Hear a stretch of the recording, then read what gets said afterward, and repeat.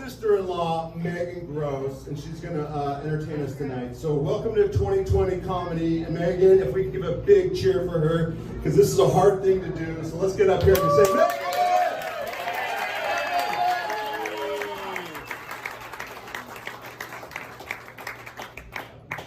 Keep it going from my brother-in-law, Jason August. I had no idea you had such MC Hammer skills. Okay, I'm going to take you everywhere I go now. Thank you all so much for being here. Let's hear it for yourselves and hear it for me. Friday night. Woo! I'm in a really, really good mood. Today is my Friday. Anybody else celebrating the day on the day? No more Polynesian jokes. No more, oh, okay. No more Polynesian jokes, I promise, yeah. So, a little bit about myself. If you can't tell by my edgy look, I'm a mom. We have moms here tonight? Here are my moms. Excellent. So now you all know, you young people, if anyone here is lost or needs a ride home, you know where to come tell us, okay? If what you need is help in the bathroom, however, no. You're on your own. I'm not going to fall for that one again. That was a horrible, horrible evening. I just love being a mom. I don't know how my other moms here feel, but we're tired. It's Friday. But I have loved everything about this journey from really day one, like from the time that I first learned I was pregnant.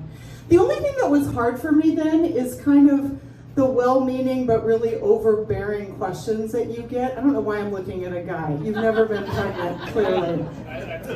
You know the ladies, though, like the ones that'll come out and they'll like touch your stomach and they have advice. And I just didn't do really well with that. I'm a really, really private person, and I don't do well with people getting up in my business, you know?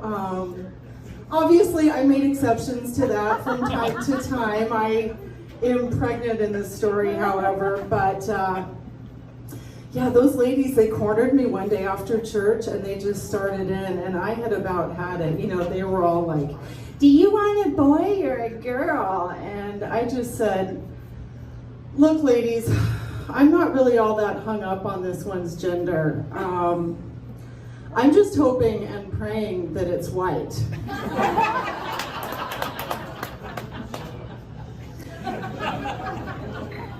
Because my husband is, and I just feel like that's going to be a super long day at the hospital, you know, if we don't have a match set all going home together. And wow, did that ever shut that shit down? Those ladies have not said a word to me since that day, and my boys are 23 and 25. Yeah.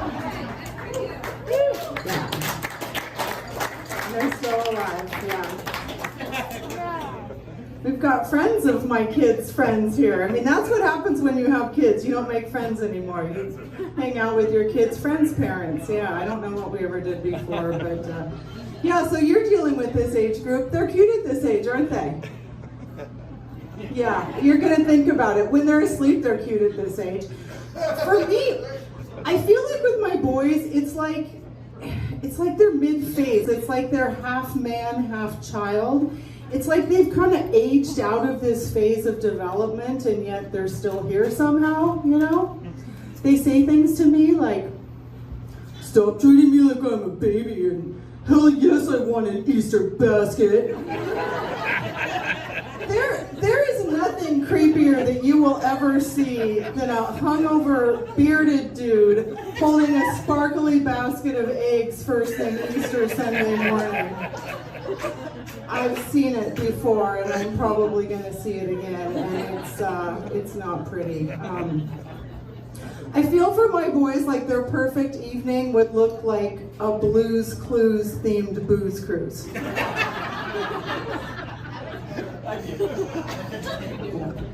Everything they love, on the water, on a boat.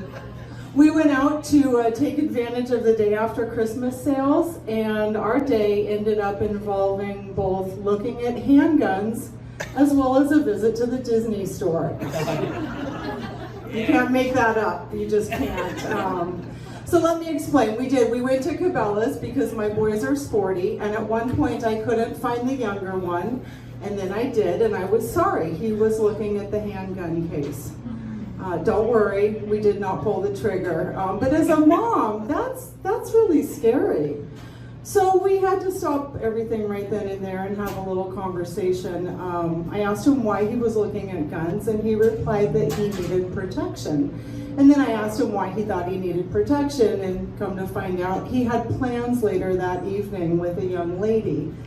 Yeah, and she had asked him to bring protection. And he got confused, yeah. I think what was going on is it was just kind of a clash of cultures. You know, you had kind of this Call of Duty mindset meets booty call duty mindset, you know. I don't know. I guess just for him it was just hard to nail that context. I guess maybe context is the last thing that kids nail these days. I think little Rachel down the street ended up being the first thing that he nailed that day. But yeah, they're fun. So then later at the outlet mall, they suddenly look up and there is the Disney store, and that was crazy. It was fun. It was kind of a trip down memory lane, and it brought back a lot of fun stories, and some of them weren't such great stories. Like there was the night that we ended up at Hooters because they loved owls and I hated saying no. Was Angel and Devil Night, if anyone's trying to kind of picture that one. Yeah.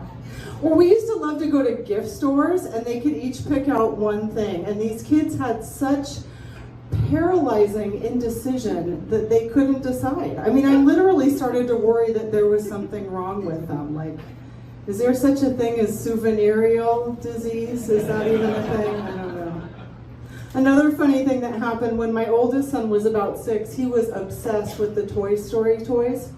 And at one point, he had them all kind of lined up in his room, you know, like you do for a weekly meeting or something. And I looked in there and I realized something was really off with his lineup. And I couldn't quite put my finger on it at first. And then I realized, oh my God, my son has a big Buzz and a little Woody.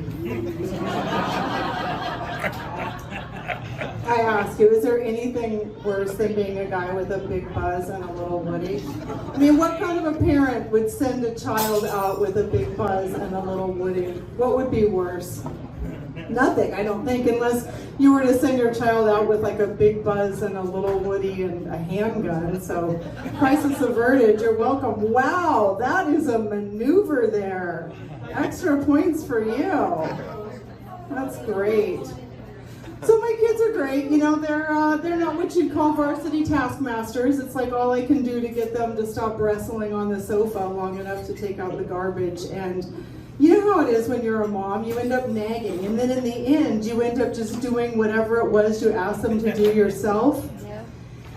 And it has me really worried, like, what happens when I'm no longer here to nag? I mean, seriously, this is a big concern for me, like, very first thing. Like, when it's no longer that we need to take out the trash, but, you know, I've got to take out the ash. I have this vision of my afterlife taking place like on the bottom stair next to some folded laundry and a few pieces of mail that have to get put somewhere else. It's typical. It wouldn't be the first time that I was stuck at home with those two instead of out doing what I wanted to do. I don't know. I mean, we're moms, so what happens every other time? We take matters into our own hands. I'm feeling like if I want to have any kind of a send-off, I'm going to have to just figure it all out myself. Like, you might turn on the news someday and see a story about a woman fully engulfed in flames running along the shore at Cannon Beach. That's where I want my final resting place to be, and I can't figure out any way else for me to get from point A to point B. It's tough. It's okay.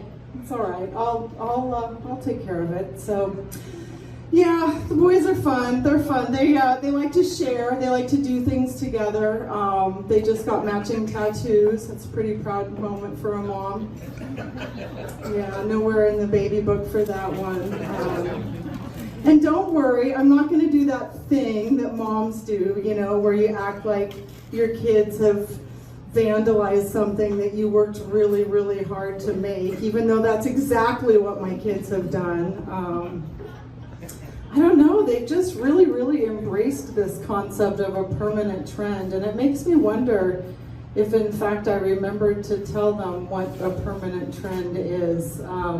I don't know. I think the kids today love the tattoos because it's one thing that you can buy with your own money that you can never lose. And I get it. I mean, it's just so common that, you know, everyone that they know now has ink. When I was my boy's age, like, the only guy that I knew that had any tattoos was this guy whose house we used to go to really late at night. You know, when my friends wanted to buy stuff that they weren't going to tell their parents about. God, I can almost picture that guy's front porch. There was always something there that didn't belong there, like an appliance or a baby. But you always hit it with your toe. You couldn't see it until it was too late because someone had shot out the porch light, you know? Once inside, there was this gal that was always passed out on the sofa. She seemed really nice. I wanted to know more about her and how she had gotten that snake tattoo on her face, but she never came to in time. Luckily in those days, so there wasn't that much to talk about, you know, there was only the one kind of marijuana, so you didn't have to get into the strains or anything like that. Oh, yeah, they're fun. So let's see. Let's see, what should we talk about next? I know what we should talk about next. Can anybody hear me? That's a yes? Okay, good. My therapist keeps saying that I need to work on being heard, and I have no idea what that even means, so I'm just asking everyone. What's really sad is that after my therapist said I really needed to work on being heard, I realized that I had said the same thing to her like 5 minutes before, so I have a lot of work to do. Probably need to do some crowd work as well. Where are you guys from? From here. People always say that. Like here, right here? Okay. Because I'd like to keep in touch, so I'll just come back here periodically. Can count on you guys to be here. Yeah. I want to watch that. You know, if people do that for too long, that's when families start to do interventions, you know. Mom, Dad, we want to see you somewhere other than here.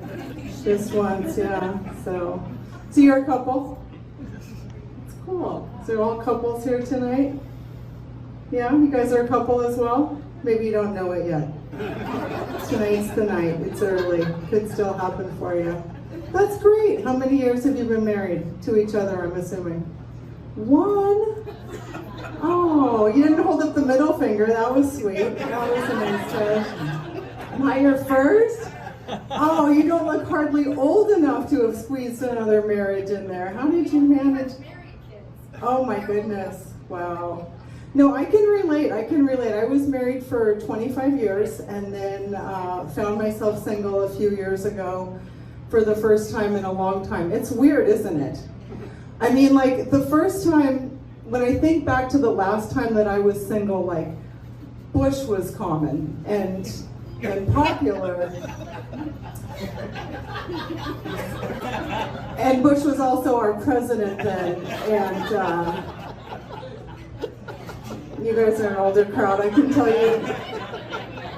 I always, if it's the younger crowd, I say, oh, I'm not going to tell you which Bush, haha, very funny, but you guys are older, so I can tell you.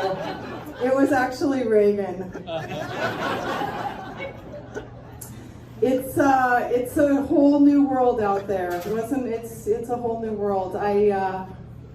I just thought that it would be kind of fun for me to meet, you know, when it was time to start dating, I thought it would be fun for me to meet some interesting, dynamic people that I had a lot in common with, and then you got to start doing the internet dating thing. And then you see just how much internet dating and Dateline NBC have in common.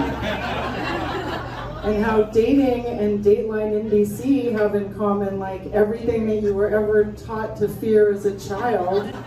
You know, you've got like cyberspace, nudity, strangers, alcohol, sex, drugs, drugging, as in roofies are being drugged through the forest, hiking, as in missing hikers, but what are you going to do?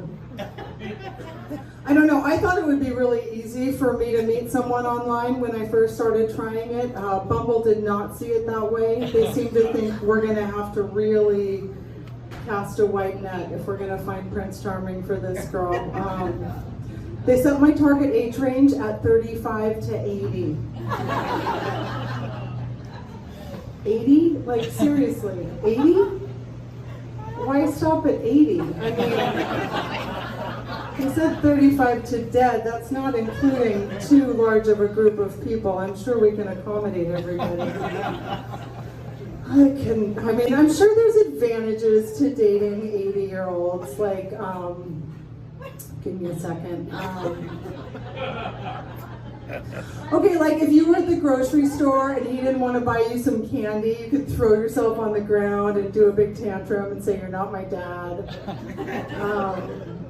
Oh, I know. What if like you don't like messy breakups, With an 80-year-old, like you could just kind of wait it out, Let nature take its course. I don't know. It could have been worse. I mean, think about it. It could have been 25 to 80. That would have been crazy. I'm not interested in dating 25-year-olds. And what's weird is that I hear from them periodically.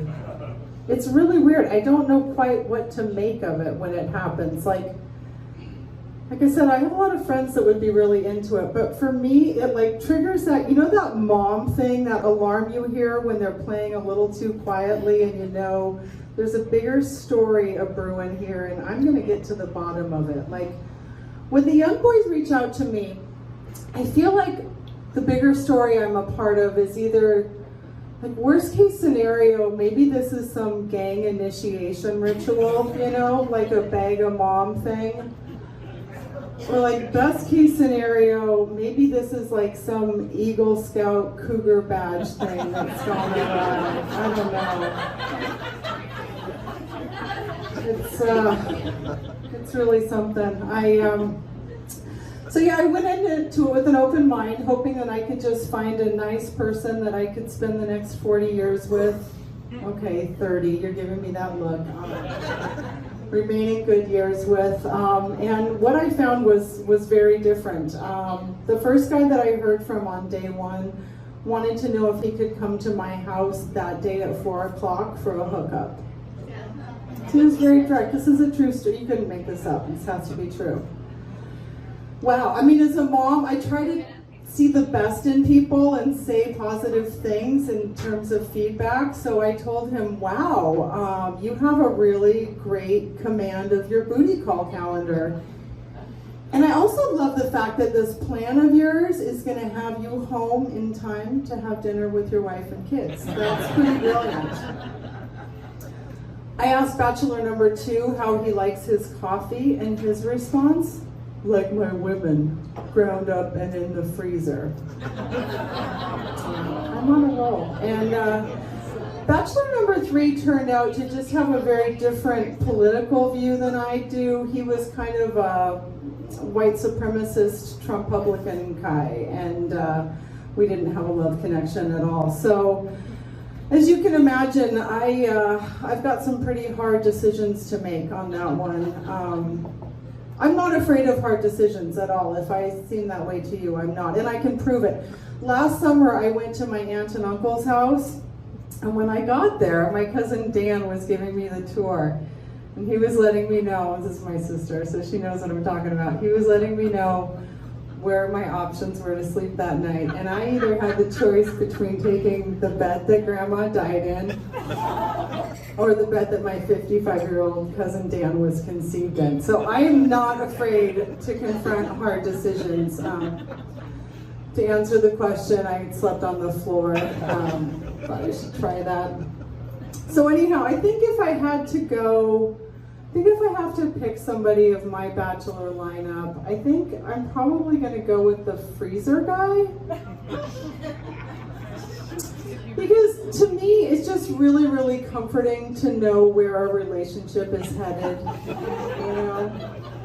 And we all want someone that will stay with us to the end of our days, even if it's 3 or 4 days from now. I mean, it's just nice to know that someone's in it till the end. I can tell from the looks on your faces, you guys are all feeling pretty jealous of my program right now, aren't you? You guys are all jealous because I've been talking to dudes on the internet all day, aren't you? Yeah, you don't need to be. I'm not doing it anymore. I quit. I gave up. I couldn't take it. I decided that I was having to get out of the business, and I took one more call and talked to one more bachelor, and he turned out to be the one. So it's pretty exciting, yes. I'm really happy, I'm in love, and everything just tastes better and sounds better and feels better, and you know how it feels. It's kind of conflicting though, because he told me that he's an anesthesiologist. And I feel like those are the guys that are supposed to leave you feeling absolutely nothing, aren't they? I don't know. Maybe I was confused. Maybe he said I got a gist. I got an ologist. Maybe he said archaeologist. I don't know. My mom said to not try to talk with something in your mouth, and maybe that was the problem. I don't know. Yeah, so that's fun. Let's see. What else should we be talking about? So I have been doing comedy for 5 years, and I actually started getting up on a stage about 5 years ago, but I've actually been funny all my life. I think I started being funny when I was a really, really small child as kind of a desperate means to get my mother's attention. I think I had heard somewhere that if you can make a woman laugh, you can get her to do anything. And a lot of mornings, I needed some breakfast and a ride to school, you know?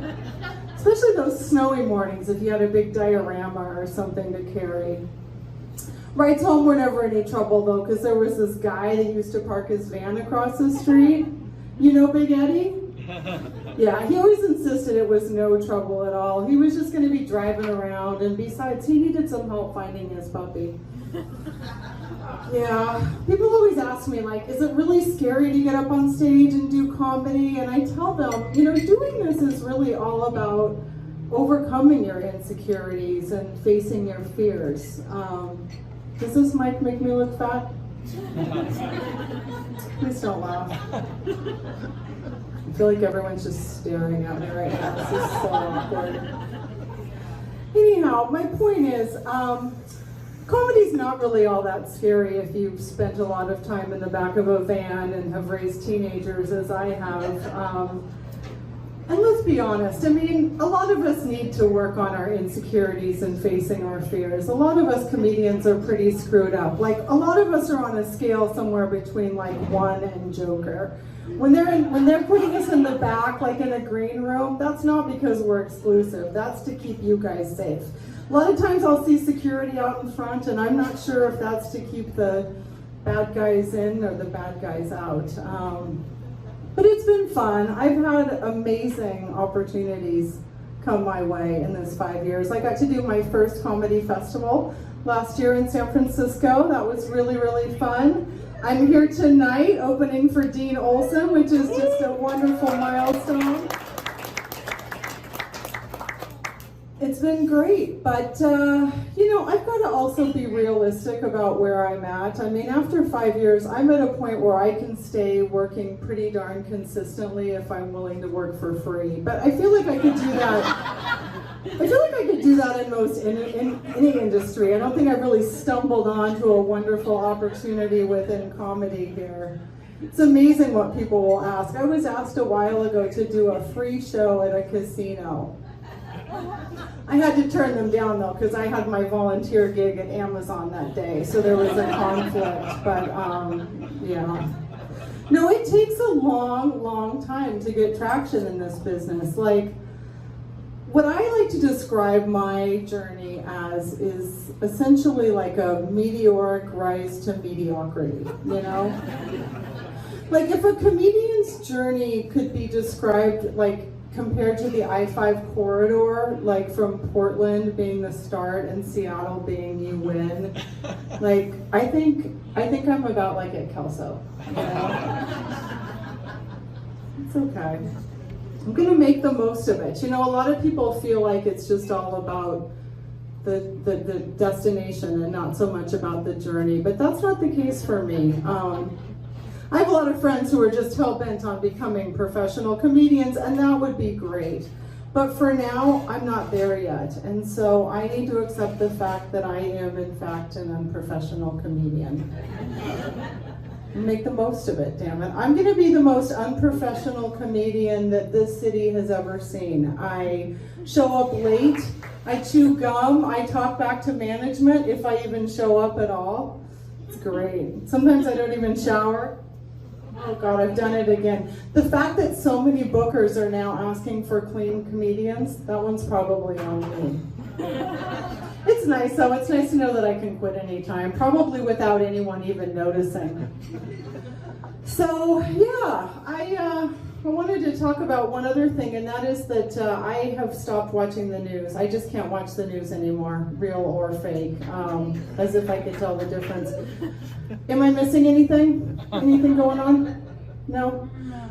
I was watching it for a while, and I realized I run the risk of being ill-informed and maybe missing out on a citywide evacuation or something important like that. But I found for the longest time that every time I would turn on the news, I would say to myself, it can't possibly get any worse. And then I would turn it on, and then it would have gotten worse. And now the situation in the world, it kind of feels like we're in the midst of a natural disaster. Everything's on fire and the Red Cross is not coming. And so that's why I'm avoiding the news. But I do realize that I risk missing some really, really great stories as well. And things do make it to me through Facebook and friends. Like the other day I heard a story about this 68-year-old dominatrix. I don't know why I'm telling you specifically this story. I didn't recognize your face from the article. I'll try to tell someone else. So the other day I read this story about this 68-year-old dominatrix that was charging men $150 an hour to clean her house. I came this close to missing that story. Not only that, is that a great feel-good story, but I mean, it gives me a really good idea for a retirement plan, to be honest. I can see a retirement like never before. But I realized that by not watching the news, I could miss out on even more really, really great and inspirational stories. Like, what about all these women who have banded together to say, we are no longer going to tolerate sexual harassment? Yeah, that's really inspirational. I mean, one woman speaking probably wouldn't have been heard, but the collective voice was listened to, and some real change came about. Seeing what those women have done has actually given me the courage to talk about my own truth. I want to tell you guys something that until really recently I hadn't really shared with anyone. This isn't easy, but it's important. You know, they say the truth will set you free, so yeah. It's so quiet in here. So the truth is, I don't get sexually harassed.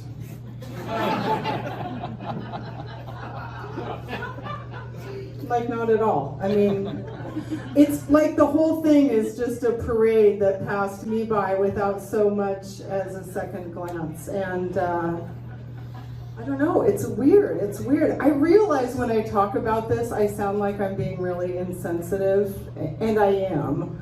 But I'm not trying to imply for 1 second that sexual harassment's not a real thing. Like, I think sexual harassment in the workplace is a huge issue. So I just work around that by not having a job. And I'm sure that any number of guys have like approached me with big plans. It just doesn't always end well, you know, for them. Like, I think they start out like a kid that thinks he saw a chocolate bar, but then it turns out to be salted at the end, sweetened type, you know, and then you just end up with a yucky taste in your mouth. But the why isn't important. It's really what I want to talk about is where this leaves me. It's been awful. I mean, I feel other than, and I feel different. I have nothing to talk about at cocktail parties. Think about it. I mean, I'm really on the outside of this whole movement. Where I'm at right now, I feel like I need to find my tribe. Like I need to find the other women who've also been passed over.